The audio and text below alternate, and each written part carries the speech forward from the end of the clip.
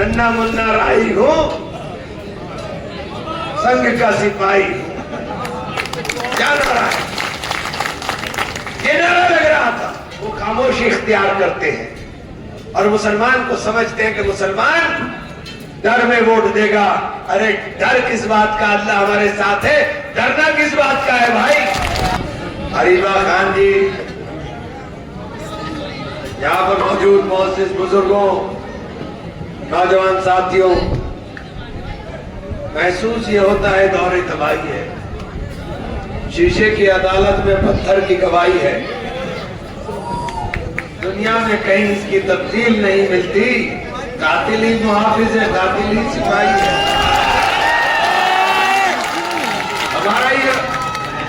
हमारा ये कत्ल होगा और हम ही कातिल होंगे।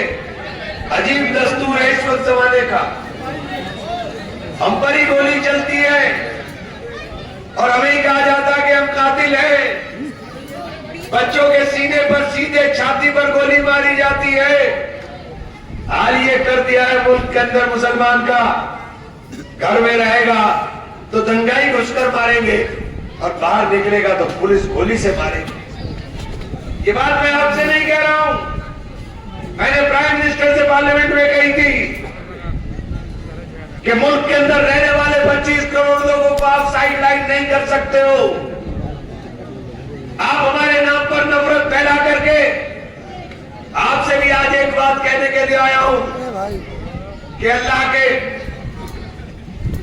के अलावा किसी से डरने की जरूरत नहीं है। जब तक खौफ में जिंदा रहोगे, जब तक खौफ में वोट डालोगे, तब तक भाजपा जीत कर जाएगी। तुम हरा नहीं सकते, तुम्हारी हैसियत नहीं है कि तुम उसे हरा दो। अगर भाजपा को हराने का मंसूबा है तो सबसे पहले अपने दिल से खौफ को दूर करो। इस डर में वोट मत डालो कि अगर कांग्रेस को वोट डाल दिया तो भाजपा जीत जाएगी, क्योंकि कांग्रेस के अलावा कोई रास्ता भाजपा को हराने वाला नहीं है। और जिस दिन आपने ये खौफ निकाल करके सीधे कांग्रेस को वोट डालना शुरू कर दिया, याद रखिए वही दिन वही वक्त ये तय हो जाएगा कि भारतीय जनता पार्टी अब नहीं जीतेगी। कांग्रेस ऐसी जमात है जिसको सब वोट दे सकते हैं। अभी बहुत सारे लोग आप उत्तर प्रदेश के हो।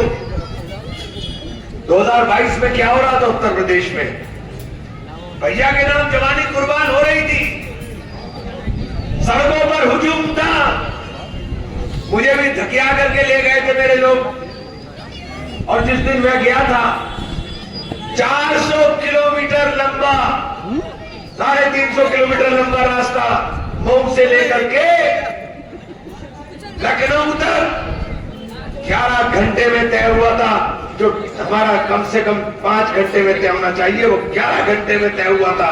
सड़क पर हुजूम था, भैया के नाम जवानी कुर्बान हो रही थी। लेकिन जब रिजल्ट खुला तो पूरे हाईवे के ऊपर कमल खिला हुआ नजर आया। खड़े सिर्फ हम रह गए, खड़े सिर्फ हम रह गए, मुकदमा सिर्फ हमको बढ़ा। अगर सरकार बनी होती तो न बहराइच होता, न संभल होता। संभल में और बहराइच में घर में घुस करके पहले दंगाइयों ने बाहर निकाला और फिर पुलिस ने छाती पर गोली मार करके बच्चों को शहीद किया। शहीद भी हमारे बच्चे होंगे। मुल्क के अंदर जो माहौल बना, राहुल गांधी ने संविधान बचाने की कसम खाई, 400 पार के नारे की हवा निकल गई, 400 पार के नारे की हवा निकल गई। वरना ये संविधान बदल देते, लेकिन नफरत की बुनियाद पर संविधान के साथ छेड़बंद नहीं हुई। सबसे पहला बिल लाया गया पार्लियामेंट के अंदर, वक्फ बिल। हमारी जायदाद हड़पना चाहते हैं, कब्रिस्तान हड़पना चाहते हैं, ईदगाह हड़पना चाहते हैं, हमारे मदारिस के ऊपर गलत निगाहें हैं, मदरसों को बंद करना चाहते हैं। आर्टिकल 14 में, 15 में, 26 में हमें कॉन्स्टिट्यूशन के अंदर, संविधान के अंदर ये आजादी मिली कि हम अपनी धार्मिक, हम अपने मजहबी फराइज को आजादी के साथ अदा कर सके, हम अपने पर्सनल लॉ को आजादी के साथ मान सके। लेकिन पार्लियामेंट में कानून ला करके ये तमाम चीजें हमारी छीनना चाहते हैं। ये इसलिए नहीं छीनना चाहते क्योंकि ये चाहते हैं कि हमारे बच्चे तालीम याफ्ता ना हो। प्राइम मिनिस्टर कहते हैं मेरे खुद सपना है एक हाथ में कुरान और एक हाथ में लैपटॉप हो। कुरान को नौज़बिल्लाह छीनने के लिए मदरसों पे निशाना, वक्फ बोर्ड का कानून, और लैपटॉप छीनने के लिए अलीगढ़ यूनिवर्सिटी को तबाह करने की साजिश। मैं आपसे पूछना चाहता हूं, कब जागोगे? निजात का रास्ता कांग्रेस है, कांग्रेस के अलावा कोई रास्ता नहीं। जब शाहीन बाग चल रहा था, बच्चों को लाठियों से पीटा जा रहा था। जामिया के अंदर दिल्ली का मुख्यमंत्री अपने घर में बैठ करके बाहर निकलने की हिम्मत नहीं कर रहा था। भारतीय जनता पार्टी और ये मिलकर के खेल खेलते हैं। देश में कांग्रेस को कमजोर रखना भारतीय जनता पार्टी की नीति है। इसीलिए क्षेत्रीय दलों को आगे बढ़ाया जाता है।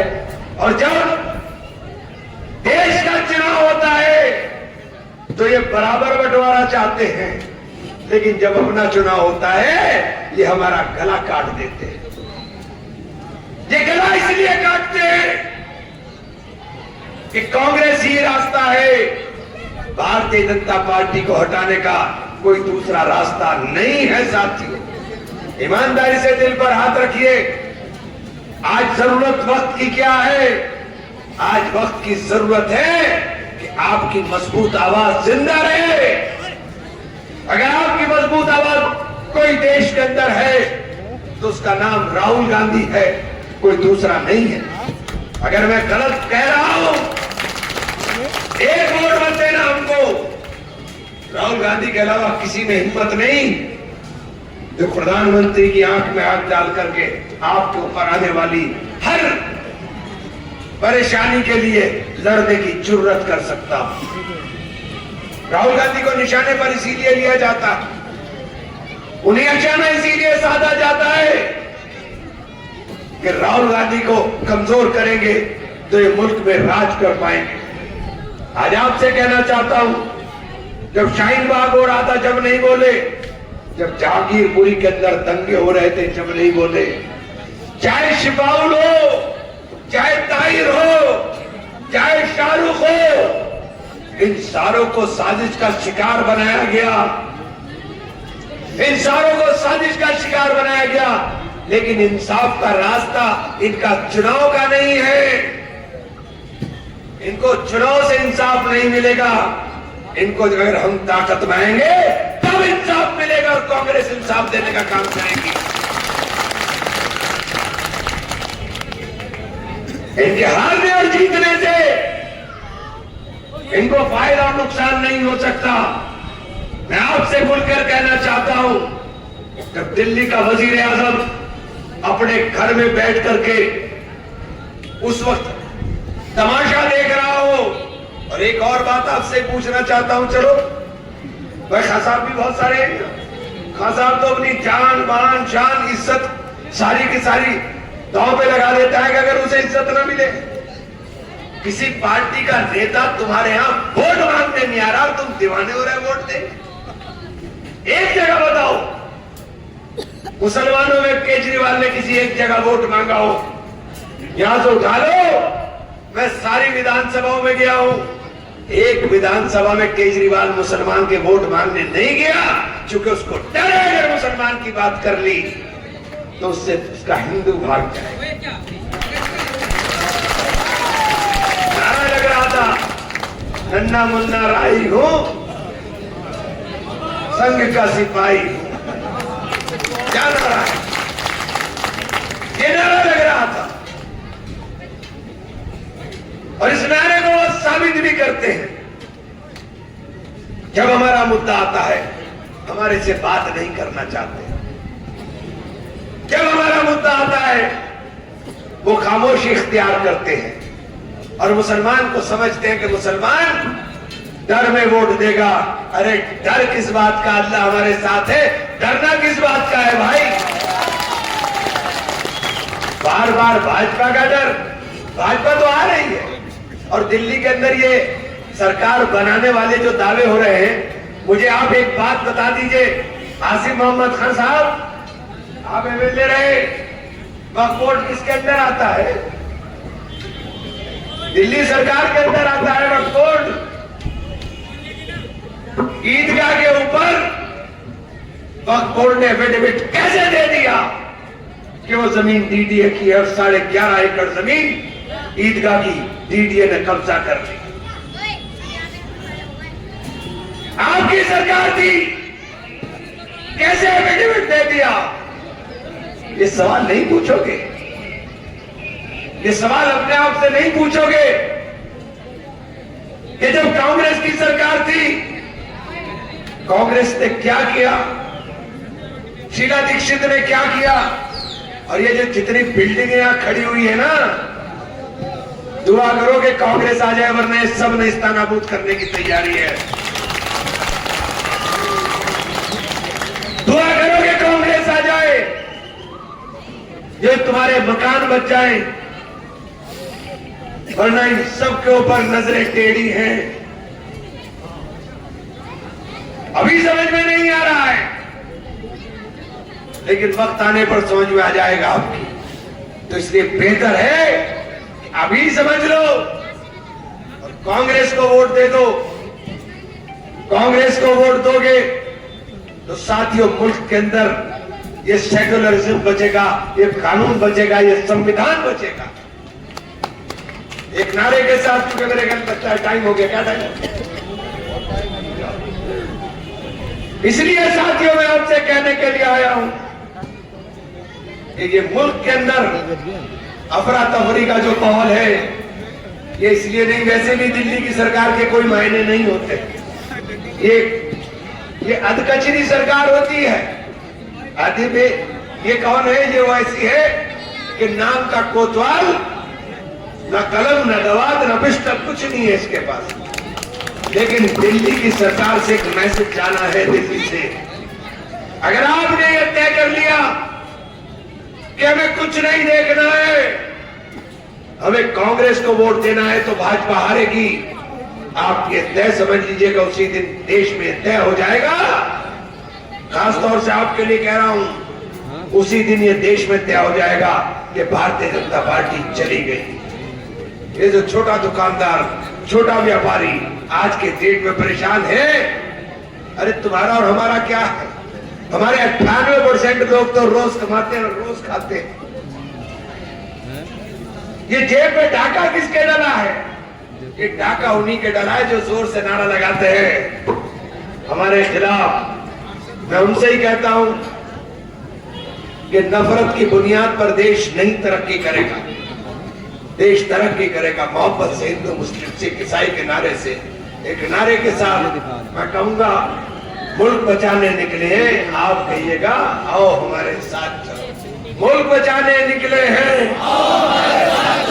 जोर से लगाओ। ये मुल्क की बचाने की तहरीक है, ये चुनाव नहीं है। यहां से मुल्क बचाने की तहरीक की शुरुआत हो रही है, वरना ये जिस रास्ते पर जा रहे हैं उस रास्ते पर हम लोगों के लिए सिर्फ दुश्वारियां हैं। मुल्क बचाने निकले हैं, मुल्क बचाने निकले हैं, मुल्क बचाने निकले हैं। और इसे हमारी बच्ची को, अरीबा को भारी वोट के साथ जिता करके राहुल गांधी के हाथों को मजबूत कर देना, ये गुजारिश करने के लिए हम साथियों बहुत बहुत शुक्रिया। अब मेरी गुजारिश है दानिश भाई से कि वो आप सब लोगों का शुक्रिया अदा करेंगे। इसके साथ साथ मैं फिर आपको बतला रहा हूं कि जगह